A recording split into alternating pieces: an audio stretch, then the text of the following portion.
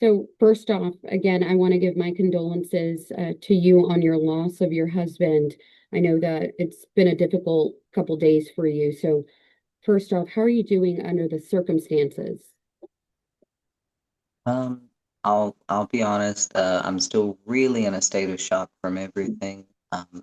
But it it is honestly the shock I think that kind of helped me just keep answering questions and go about just day to day stuff and think about things like paperwork, legal stuff, how many death certificates I have to get, along with our marriage certificate, and I I'm sad that I have to go get a copy of the marriage and the death certificate on the same day, and it makes me sad thinking about them in the same envelope. Yeah, I can't even imagine what you're going through right now.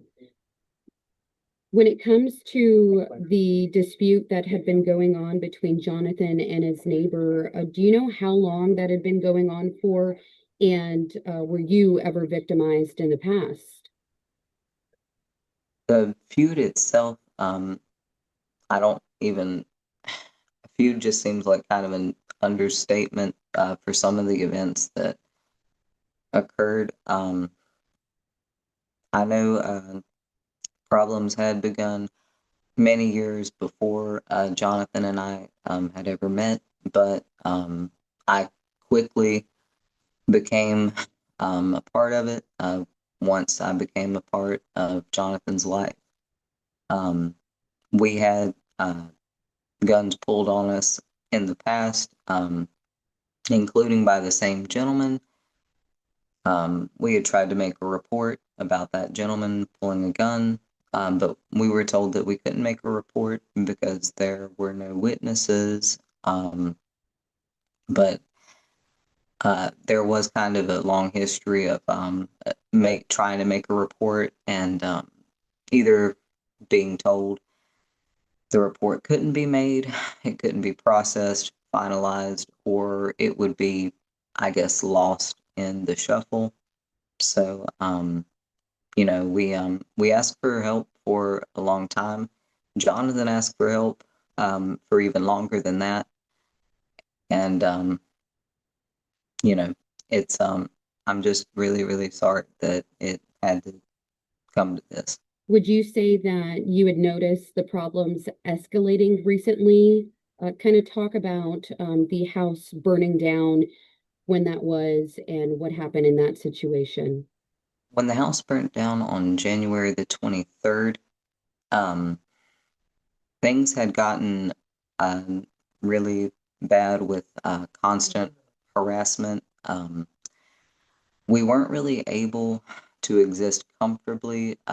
We weren't able to go out in the yard without people yelling through the fence that they were going to burn the house down, along with homophobic slurs. Um, People would drive by, yell similar things.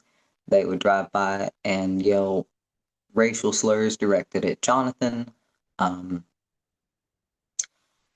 it was a really difficult existence, coupled with the fact that for months we had been living without heat and electricity and water because our house had been recorded as being abandoned, and the city cut all of our basic necessities. We attempted to go down to the offices in person. We also tried calling, but the services were never restored, and they never would remove the order that the house had been abandoned. The house was reported as abandoned by, I'm assuming, his ex-wife, who was the previous owner of the property when Jonathan and she were married. However, Jonathan retained possession of the house after the divorce. Um, when Jonathan and I had first began dating, I invited him to go out to South Carolina, where my family is from, to just meet them and And what, just when was that? What year? that was October 2024. Mm-hmm. So uh, we went out and we had a really nice time. Um, we were only gone for a month, so people take month-long trips sometimes, and we we had two friends that kept an eye on the house. They didn't stay there, but they would just go by, feed and water the dogs, check on them, and just let us know everything was okay. So we were really surprised when we came back and found the notice taped to the door that the house had been reported as abandoned and was subject to be demolished. And again, we attempted to contact the city multiple times by phone and going down in person, explaining to them that we still lived in the house and it should not be demolished, but it it was like there was a force more powerful, more authoritative that was uh, just keeping everything going. So one by one, our basic necessities were cut. Um, but Jonathan uh, didn't want to be forced out of the home that his father built for his mother in the 1950s. So the home that he was raised in, he didn't want to be forced out of his home um, as an indigenous person. Um, so we stayed and we tried to make a living and make a life together there as best we could. But it was just a constant increasing barrage of attacks on our physical and mental well-being. And that that is, that's why I'm so frustrated that that people don't want to call this a hate crime, but also I'm frustrated that people don't realize that, we did try to go through the proper channels, and I don't understand how it could be legal to cut someone's basic necessities, especially the heat during the winter. Now, fast forward to Sunday. What do you remember about that day? Were you stopping by to grab something, anything like that before, the situation led to the shooting? We were heading to the property to check the mail. We were waiting on a check from the Burned Out Victims Fund of San Antonio. We were going to use that money to go to South Carolina to pick up our car. We had left it parked at my family home. And our plan was from there, we were going to get a little teardrop trailer that we could pull with the car and live in that. And our plan was, if anybody bothers us, we'll just get up and go. And I'm really sorry that we didn't get that chance because that it seemed like such a good plan. When you were checking the mail at that instance, I believe you found something nearby that kind of brought you even more grief, correct? Um, Related to your dog. If you can kind of talk us through what you found, um, and then what happened moments after that. We found skull of one of the dogs that died in the fire, along with one of the harnesses. Um, they were laid out in plain view. Um, it did look like they were placed there deliberately, but I, it was always really hard going back to where the house used to be. It always used to really upset us, and we always used to have a really intense emotional reaction because it was hard for me, but it was just absolutely gut wrenching for Jonathan because he felt like he felt like he had failed his dogs. He felt like he had failed his parents. Um, Everything that he owned, you know, was in the house, and so all of the memories, all of his family photos, everything, you know, was everything was gone. And then to further the anguish, um, there were a few items that survived the fire, but while we were staying in a motel, um, we were informed that the house, what was left of the house, had been torn down and everything had been taken.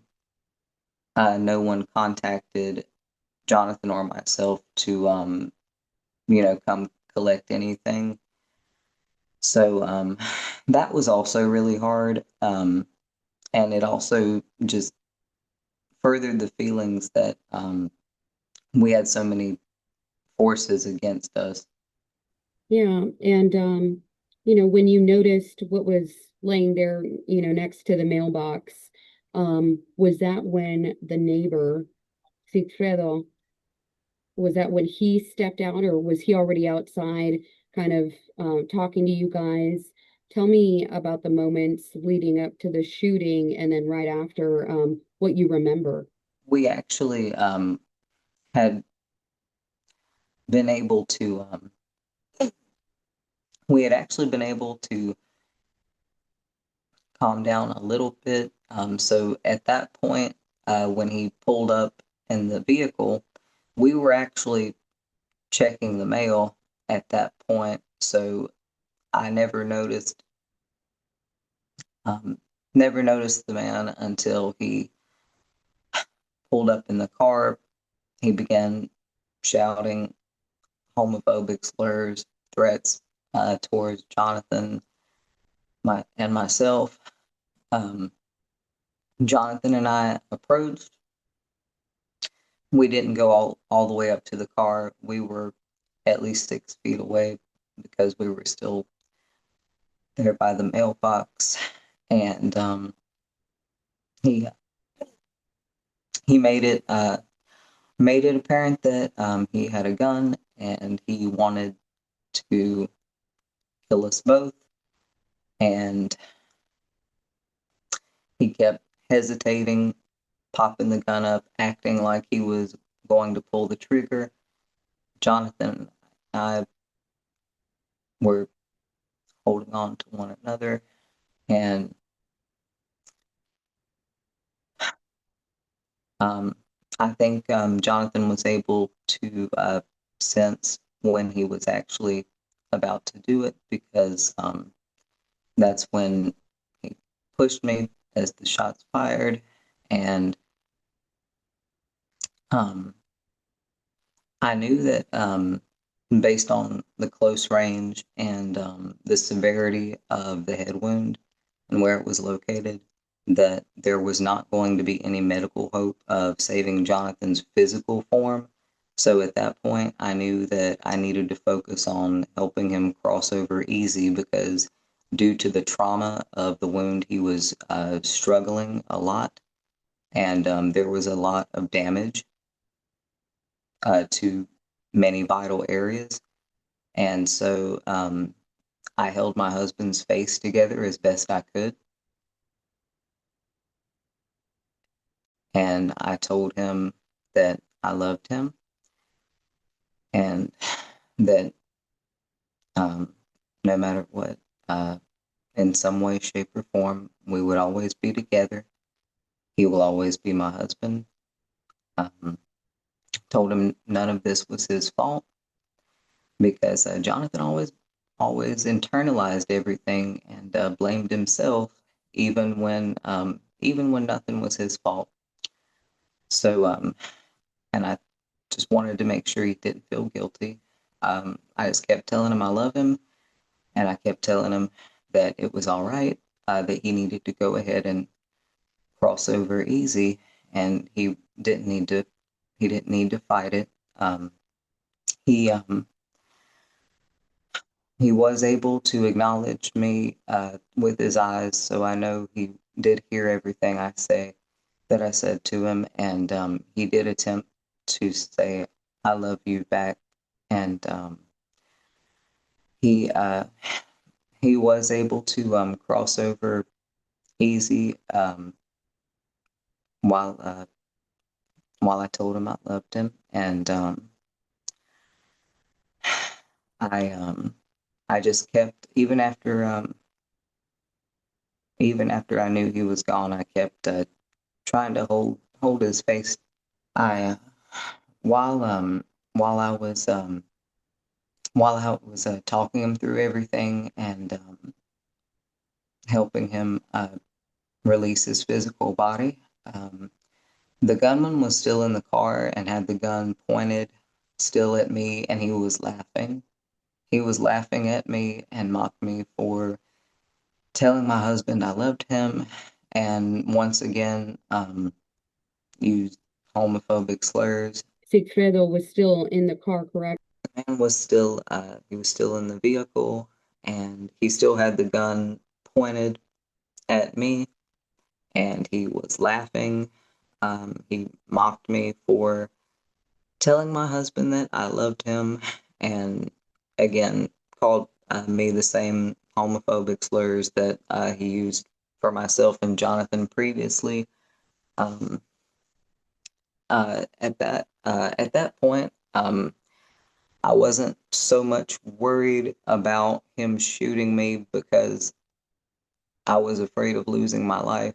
I was um I was afraid of him killing me because then I thought no one is going to be able to tell what what actually happened because we had been trying for so long to get help, and Jonathan had been trying for even longer to get help, and it never came.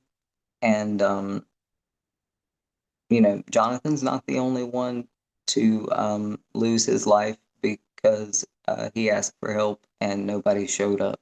Were you or your husband armed that day? I don't know, because of the situation, what you guys had dealt with in the past. You came, carrying a gun or anything else. No, we didn't have any weapons. We didn't even have our usual like pocket knife on us because recently we had flown to Los Angeles to visit a friend, but also Jonathan had to go to the Screen Actors Guild office to discuss our retirement plan options with them. Um, and we were also looking for a new place to live.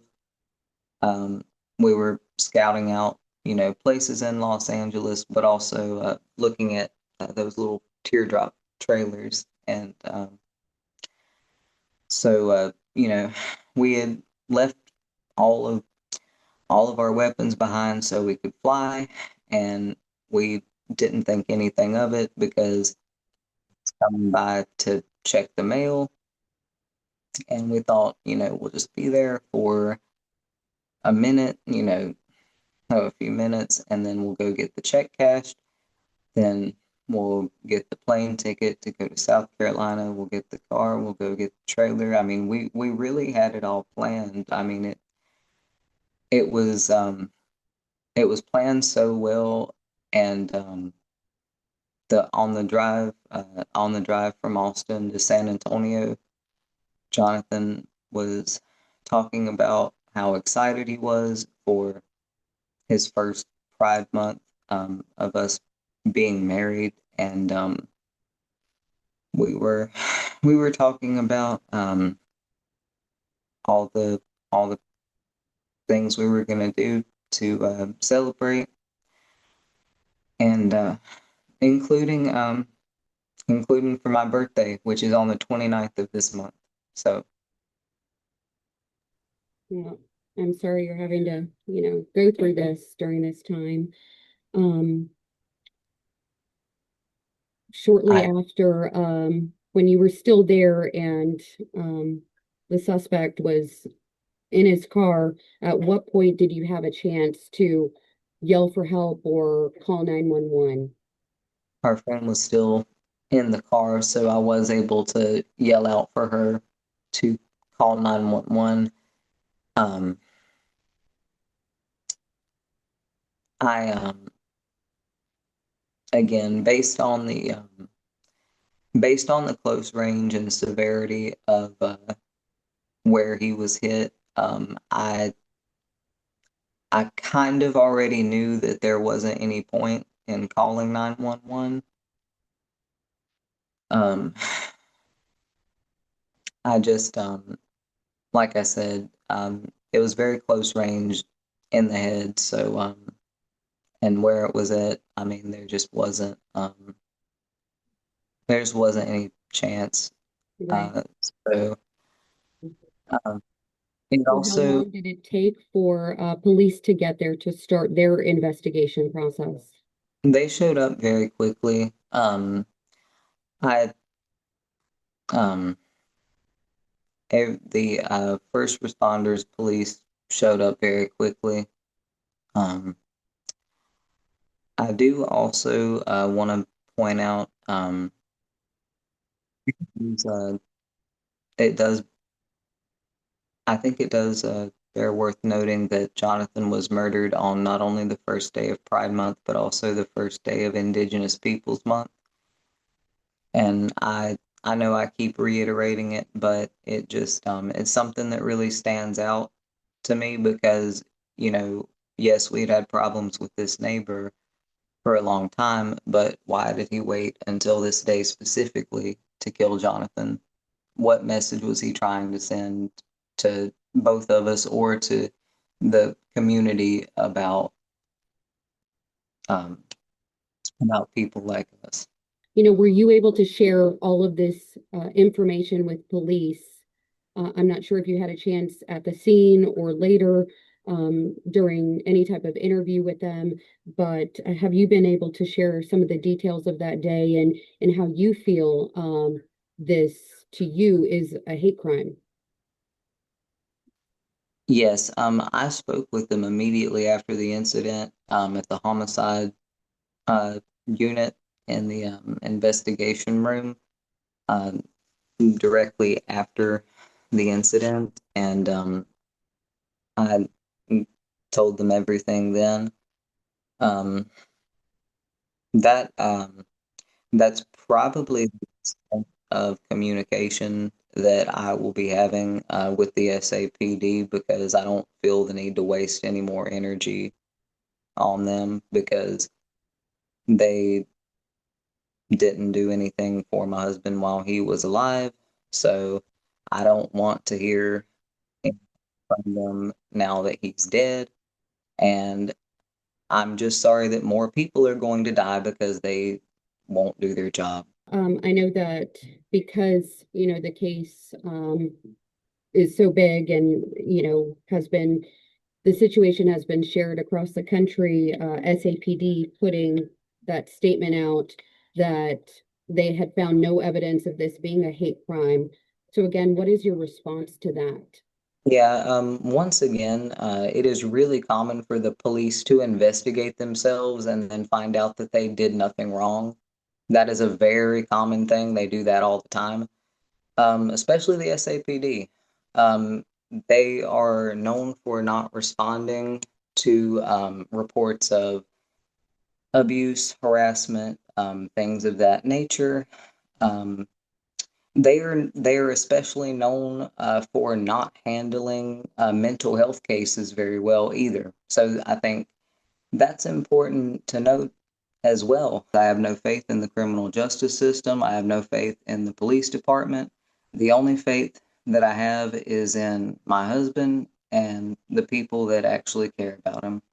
So um, again, Yeah. thank thank you to the people who actually caught the killer, and hopefully uh, he will be dealt with swiftly, justly, and if you kill me, all you do is reunite me with my husband and make this even more of a martyr case.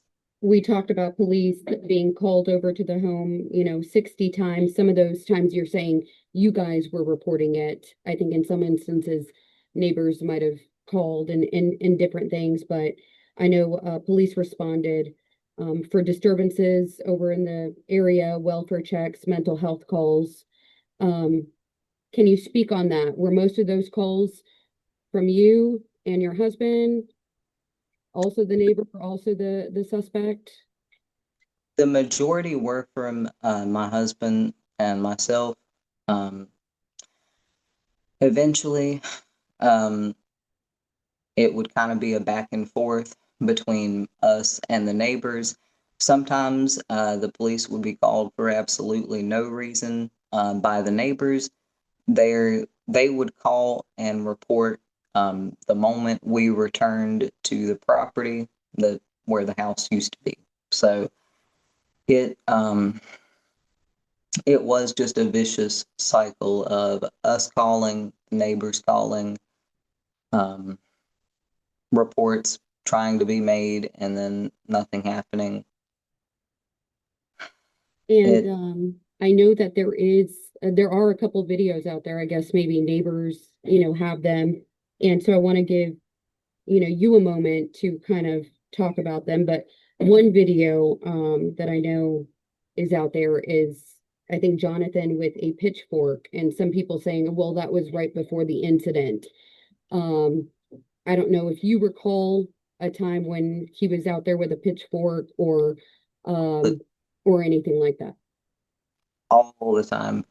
Jonathan played a character in a movie called The Wraith Within, and pardon me, I apologize, that wasn't the title. It was Close Encounters of the Fourth Kind, where his character carried a pitchfork around.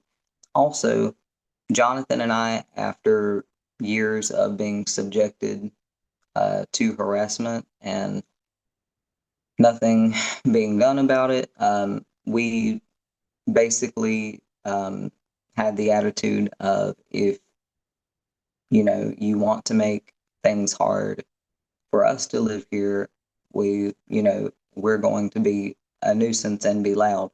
We never threatened anybody with weapons.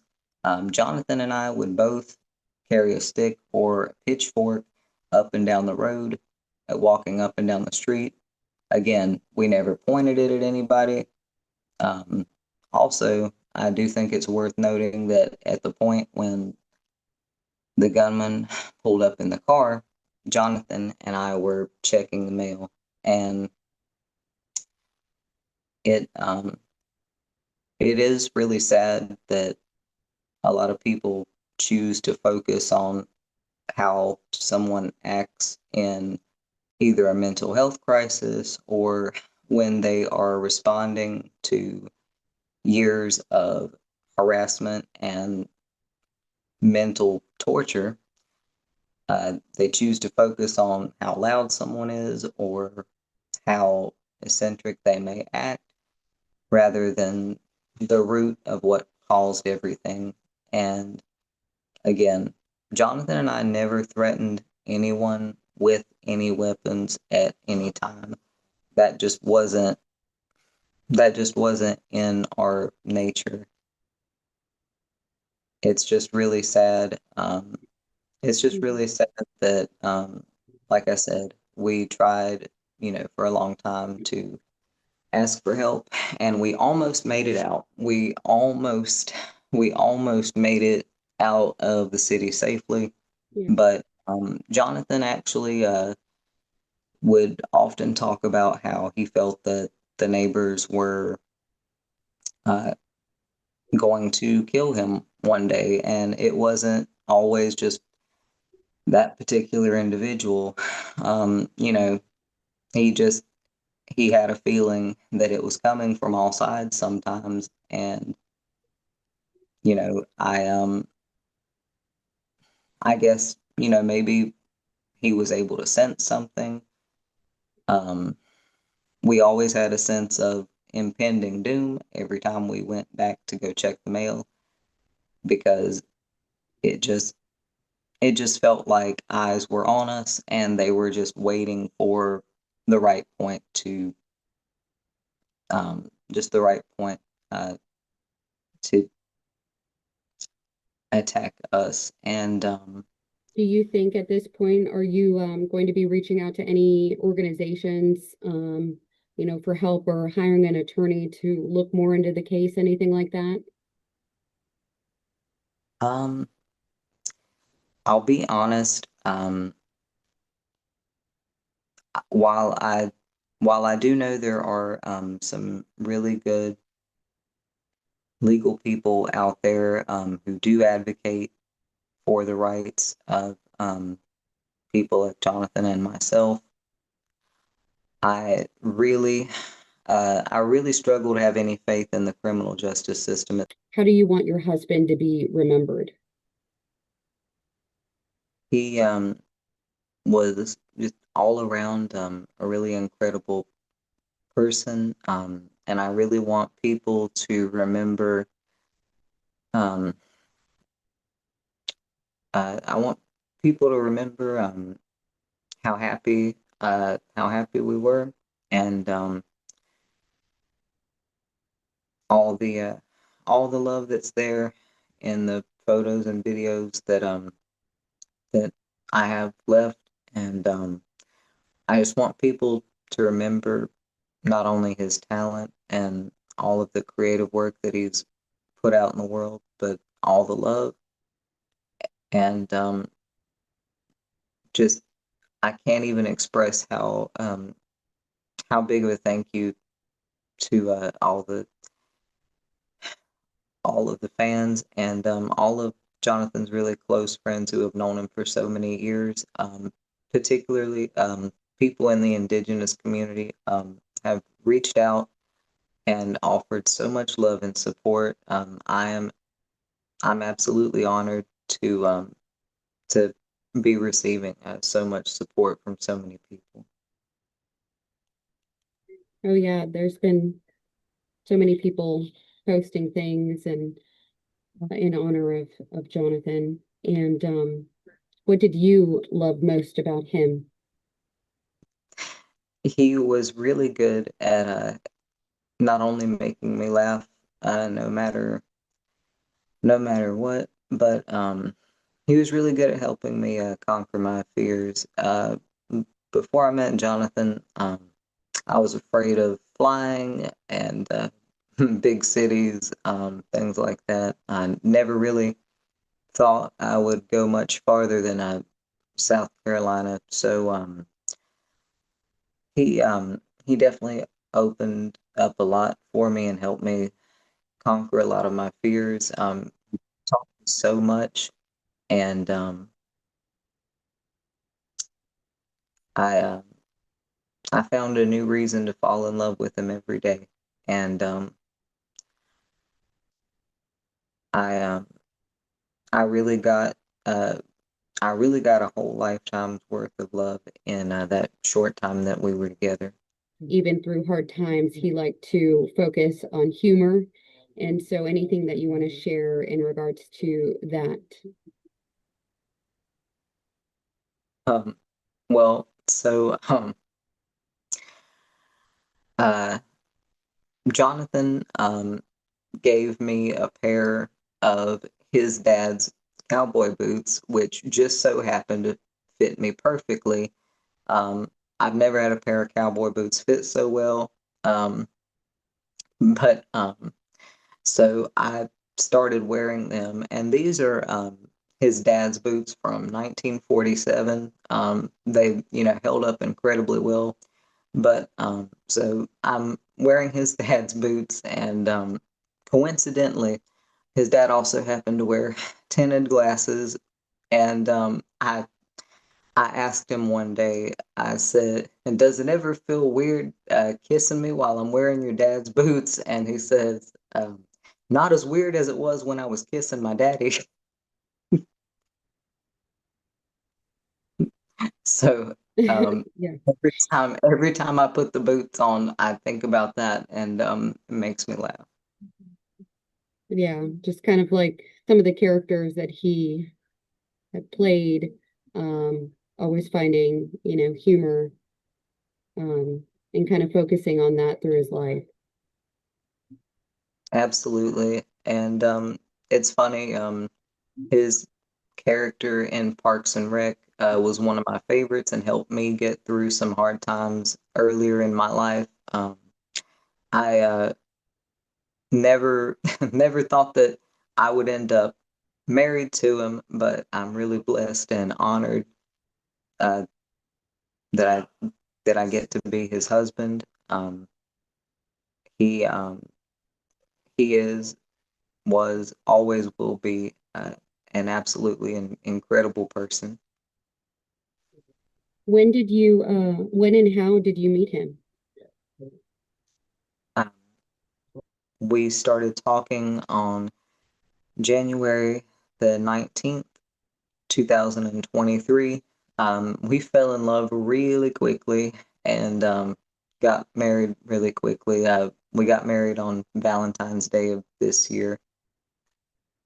Um, I had never really fallen for anybody that fast, but it just um, it just really felt natural uh, with him. From the moment we met in person, we couldn't really take being separated.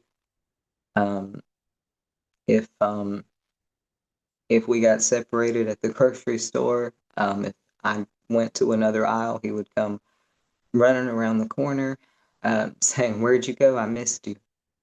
Anything else that you want to share? Or, the main thing that you want our viewers to know? Um, just once again, thank you everybody for all the support, um, all the really nice, touching messages. I'm just I'm just really honored to just hear how much my husband meant to so many people. It it really is a big reminder though of why why there are a lot of problems in this country that need to be addressed, related to a lot of marginalized communities, mental health, um, just a lot of broken systems that are hurting and killing a lot of real people.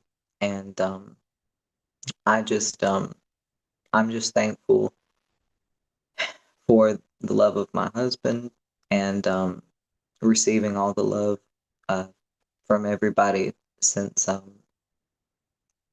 the shooting. Yes, definitely. Anything else that you want to mention? Um, there will be multiple celebrations of life for Jonathan since he was loved all throughout the world. There's not going to be one official funeral or celebration of life. Um, I really would like everyone to, in their own way, remember Jonathan and honor his legacy. Also, um, if anyone, um, if anyone in the indigenous community, particularly the Tarahumara people, if someone could reach out to me, I would like to know any steps or um, anything that I need to do specifically to honor Jonathan um, as his culture and heritage dictates, because Jonathan's culture was incredibly important to him, and he loved sharing it with everyone. He loved sharing it with me, and I just want to make sure that I do my husband the honor and give him the proper respect of letting him cross over and just honoring honoring uh, every tradition. I That's beautiful. Yeah, yeah, of course. And then on a side note, I just kind of wanted to go back. I know you mentioned mental health, and a lot of people have pointed out, some of those videos like you were talking about where you see Jonathan yelling and saying like, well, maybe, there's always going to be multiple sides of the story. And so some people question, was he causing some situations? Was the neighbor causing the situation? So kind of talk about from your perspective so people can better understand what was going on here. Yes, I fully believe that once somebody is subjected to constant harassment and mental anguish, and then repeatedly gaslit and not given the support and the help that they need, I believe that uh, people are definitely prone to um, reacting in intense ways. Um, I also know that my husband never threatened or hurt anyone with any weapons. It it also uh, it makes me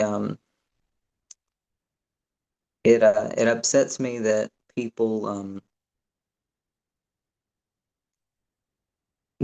want to focus on Jonathan as a threat more than someone who is asking for help. It's also frustrating that even though I myself was with Jonathan through many of these occasions, um, none of the reports or anything mentioned me because as a white person, I'm not considered a threat. I'm considered someone who needs help, a mental health case. In the past, when I've been in a mental health crisis and, reacted loudly, um, I wasn't called a threat. Um, I wasn't told that I brought it on myself. I was given help and support from a team of professionals, but unfortunately, they did not do the same for Jonathan. Um, During that time in my life, it was several years ago prior to meeting Jonathan, but it was sad seeing firsthand how differently people who are not white are treated by not only the police but also by the healthcare system, particularly mental health care. Well, thank you so much. I wanted to make sure I asked every question just to provide context to the situation and, answer some of those questions that were out there. I really appreciate your time today. Absolutely. Thank you. Thank you, ma'am.